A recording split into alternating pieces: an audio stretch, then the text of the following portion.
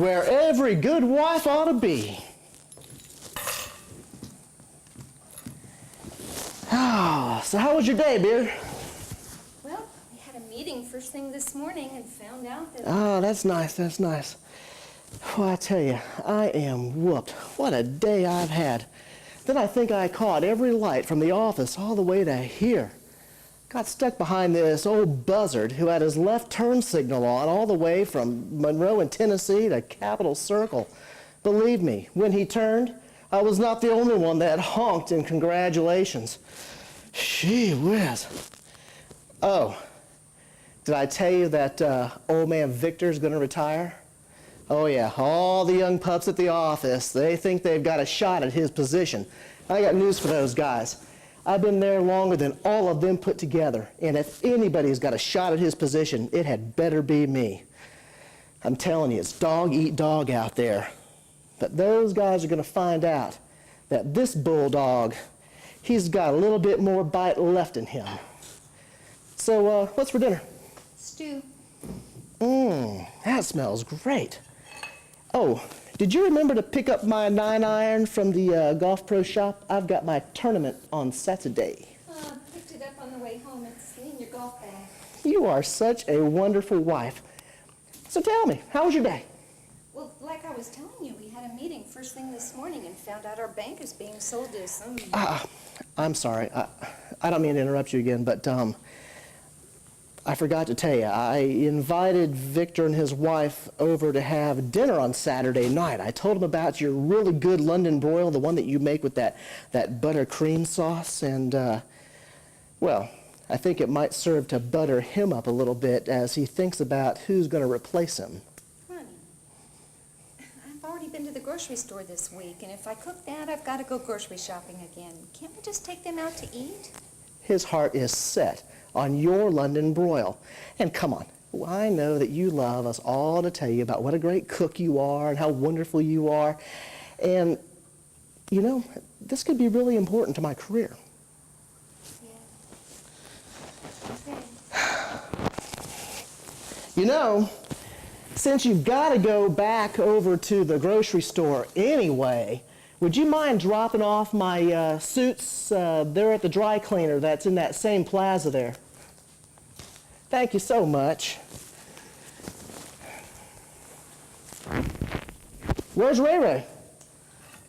He ought to be home any time. He had soccer practice tonight. Hey, when you come back from the kitchen, can you bring me another bottle of water, please?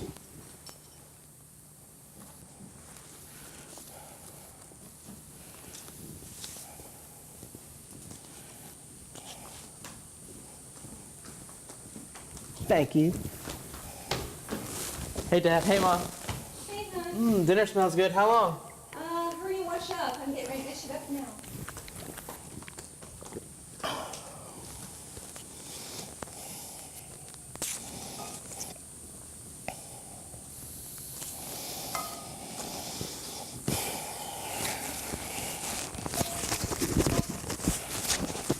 So, Ray Ray, how's soccer practice going anyway? I mean, you know, when's your first game? Well, not for another 2 weeks, but we're having a cake sale this Saturday if you want to come. No, not me, Bub. Your old man here, he's got a golf tournament on Saturday. But you know what? Why don't you get your mother to bake one of those world-famous carrot cakes of her for you to bring? Everybody loves that thing, and it'll fetch a bundle. Well, I didn't want to ask Mom. She's so busy with everything. Nonsense. This is for a good cause. And besides, everybody loves that cake. Isn't that right, honey? Yes, but... It's settled then. Mom will bake the cake. You can bring it out to soccer.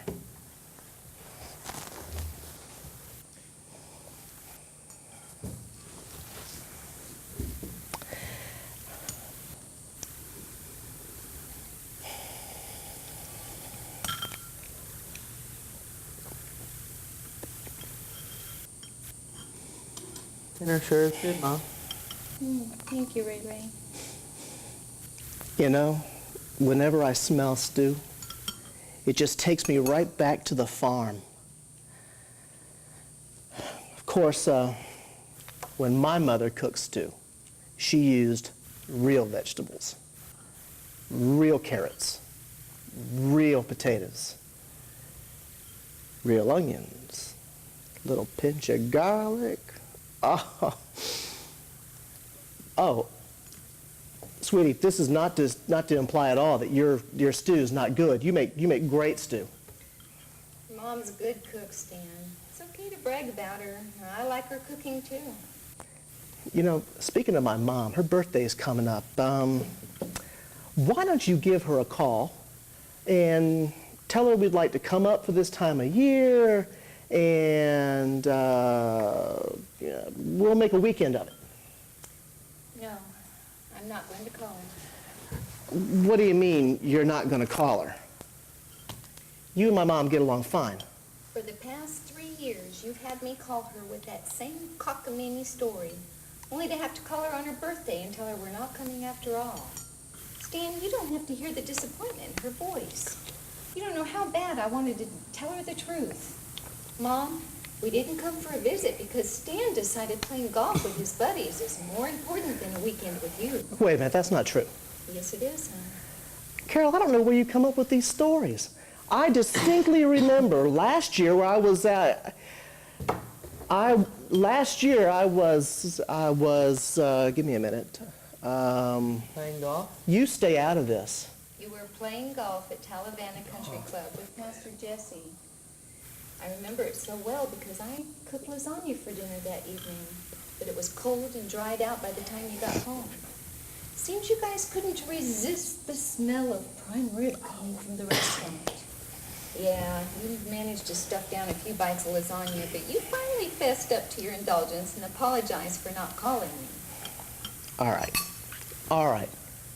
Maybe we did do that. But honey, you gotta understand what prime rib does to a man. The smell. It calls to you. In fact, I think I hear it calling now. Call your mom. Oh, please. I promise it won't be like next year. Oh, please, go ahead and call her. Won't work. Call your mother. Pretty please, with sugar on top? Call your mother. Did I say with a cherry? Won't work. Call your mother. All right, I'll call her right now. Give me the phone. Go over there, honey.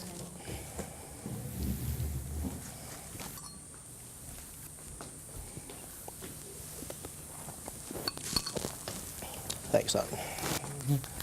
So that's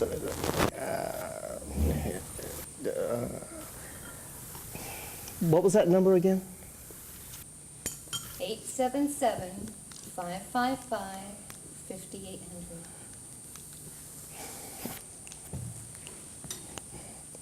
Hello, Ma, it's Stan. Stan Bragozy, your son, that's who. Oh, very funny, Ma. Look, I called because Carol and I were talking, and well, she's sitting right here at the table. No reason for me to be the middleman. Why don't you and Carol talk, and we'll chat again soon.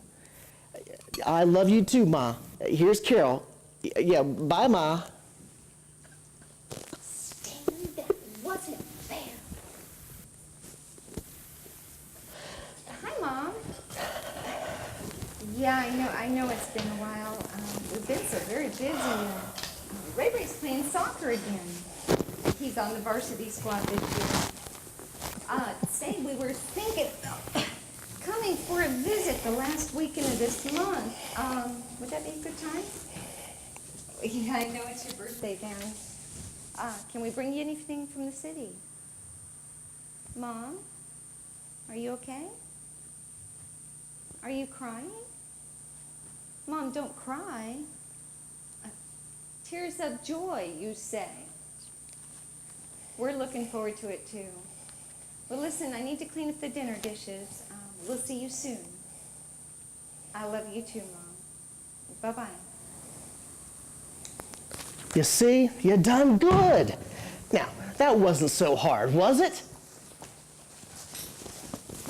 Thank you, honey. I said, thank you, honey.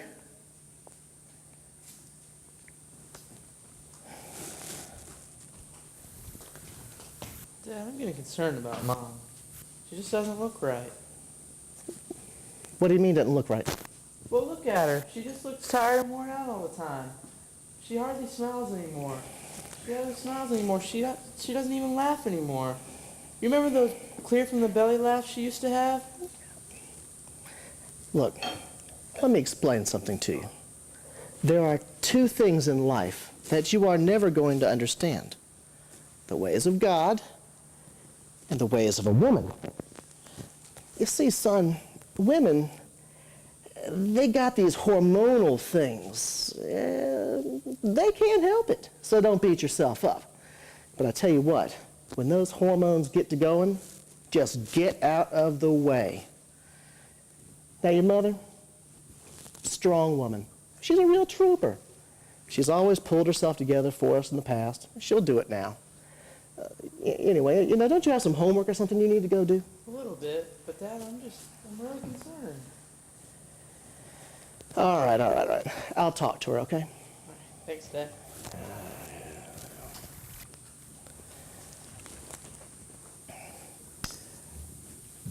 Carol, I know you're upset with me,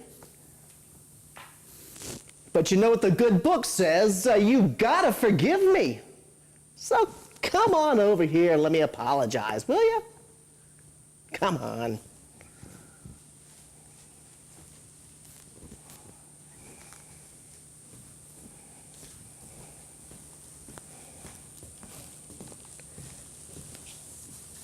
Carol, will you lighten up? For goodness sake, it was just a joke. You and my mom get along fine.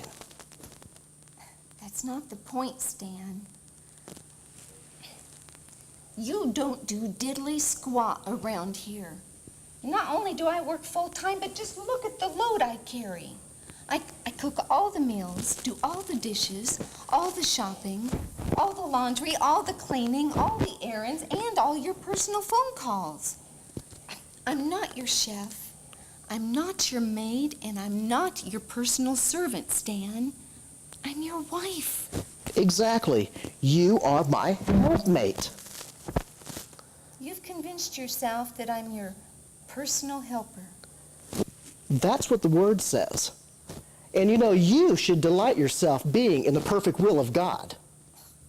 Well, your definition of a helper makes me feel like a two-bit unskilled laborer. Worse yet, I'm free. Doesn't even cost you 2 bits. I guess that would make me a slave, wouldn't it? Don't you think we're being a little dramatic here? We're talking about you making a simple phone call to my mother. Dramatic? Stan, are you even listening to what's coming out of my mouth? My heart? Of course, dear. Of course I hear you. Then what did I say? Well, the way I figure things, you're frustrated about God making you my helper. Stan, listen to me carefully. If you study the Word of God correctly, Eve was given to Adam as his Ezer Kenegdo. Now, that word is difficult to translate from Hebrew to English, and many translators, being men, I might add, settled for the words helpmeet or helper. But the literal translation is lifesaver. Look that one up. That's one who is effective in times of need or distress. Stan, you are not in need nor distress. You're only in self-centered want. Women are life givers, Stan, but you are sucking all the life out of me. Carol, I'm not going to sit here and debate theology with you. You are very important to me. You're very important to this family. My goodness, if you weren't here in the evening to cook dinner for us, I mean, what would Ray Ray do? The poor kid would be stuck eating hot dogs every day. Hey, and what about the time I did the laundry, huh? And we walked around wearing pink socks and underwear for a week. You know, we need you. And I'm sorry if I haven't told you that enough. Stan, I can appreciate that, but you missed my whole... Well, to make your point, going along with this need, I need you to pay these bills, preferably today.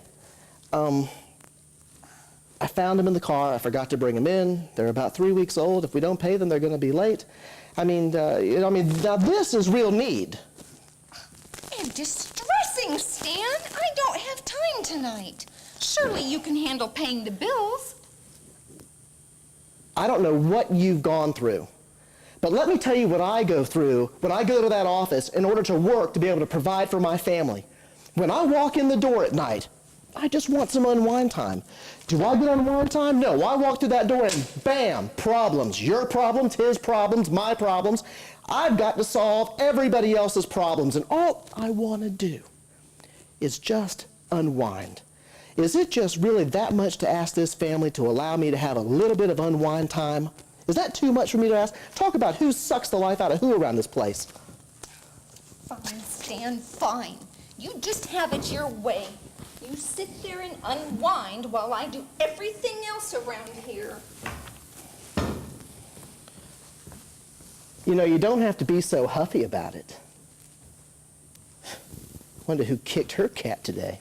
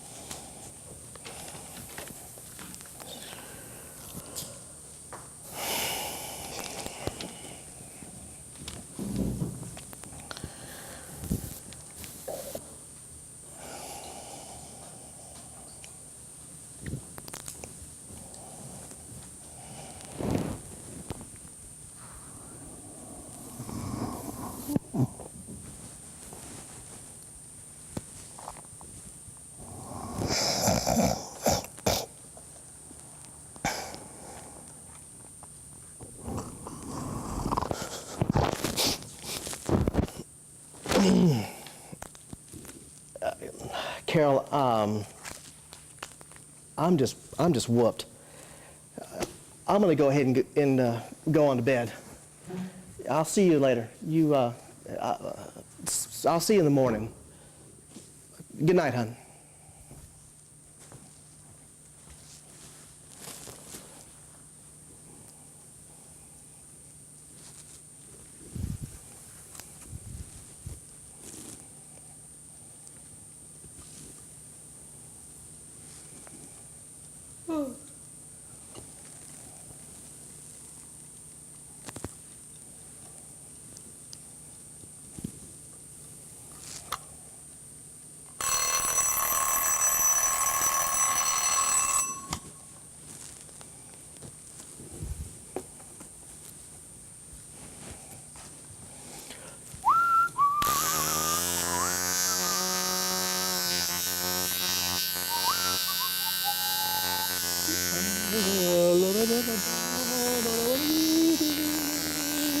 It's a beautiful morning.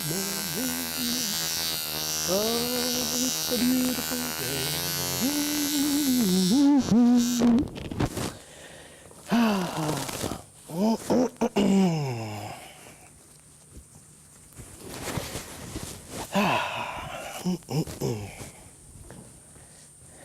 My goodness, she must still be mad. No coffee? Whatever. I'll just get some on my way to the office.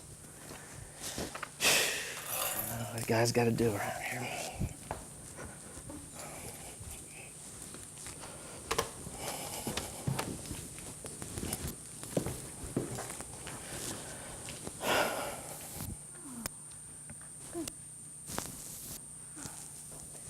Ray, time for school.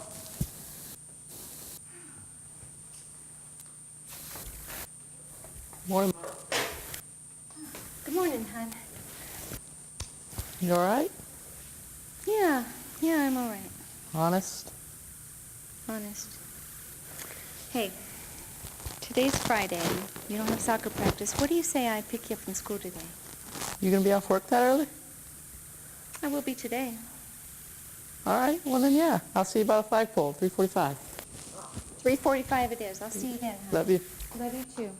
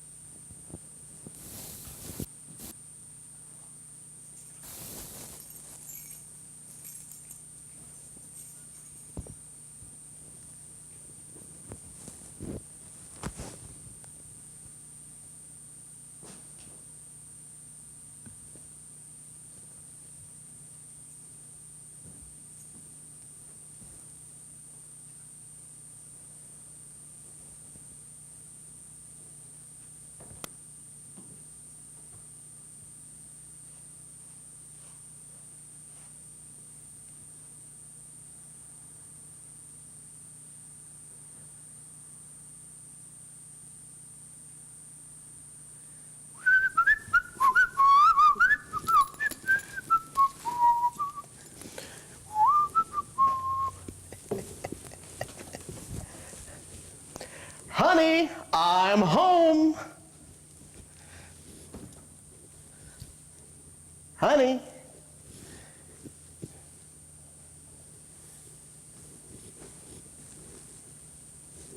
Ray Ray?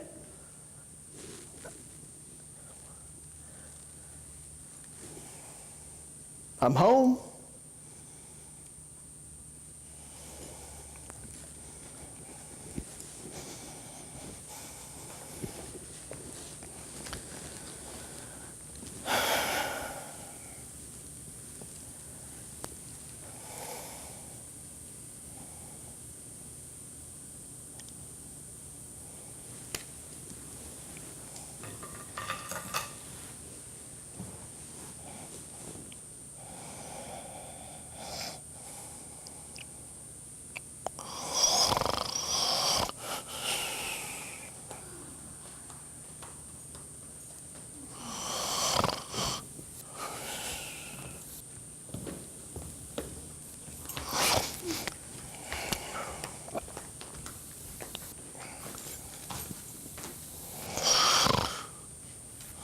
Why don't you go get ready for bed, hon? Thanks for amusing the movie. Love you. Love you too.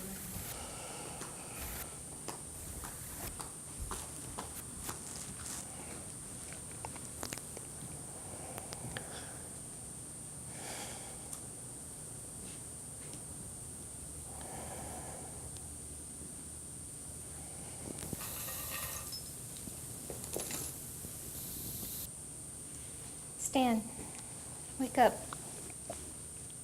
Carol. I thought I was dreaming. These are for you. Thank you, hon. Hon, you had me a little scared tonight. I thought you'd left. I did leave, but I came back. I couldn't do that to you or Ray Ray, no matter what kind of jerk I thought you were being. Well, yeah, I guess I was being kind of a, how did you say it, a life sucking it out of you kind of jerk. Yeah, you were. But I can't let you take all the blame for that. I realized tonight that as much as I wanted to feel like the victim in this relationship, I'm not a victim. I allowed you to treat me that way. I don't know how it happened, but over time I no longer saw myself as significant and valued. Instead, I started believing a lie that said I was nothing more than a slave. You only treated me as good as I perceived myself to be, Stan. Carol. I'm sorry. Stan, I'm sorry. I'm sorry I put unreasonable expectations on you to make me happy. That's not your responsibility. My happiness, peace, self-worth, and security come from my relationship with Jesus, not you. Just over time, I lost sight of who I am in him. I remember who you are. And I know how important you are to me and this family. And I am so sorry if I ever made you feel otherwise. I know that, Stan. Without rehashing everything, how can we reconcile this? I miss us working together as a team. I miss the laughter coming from the kitchen as we prepared meals together. I miss us delegating chores to each other so that we could get the work done around here and go play. Stan, I miss you. You know, things did get pretty bad around here. You know, I think we ought to take everything all the way back to square one. And let's you and I get this relationship thing down right this time. And if we're starting at square one again, and the night is young, you remember our honeymoon? Stan. And you know what, Carol? I am absolutely famished. You suppose you could make a starving man a sandwich? Say what? All right. I'm just kidding. Just kidding. Make you a sandwich, huh? Well, if I made you a sandwich, you'd be a bologna sandwich. Well, if I made you a sandwich, I would make you a honeymoon sandwich. A honeymoon sandwich? Let us alone. You are not right, Stan. You are just not right.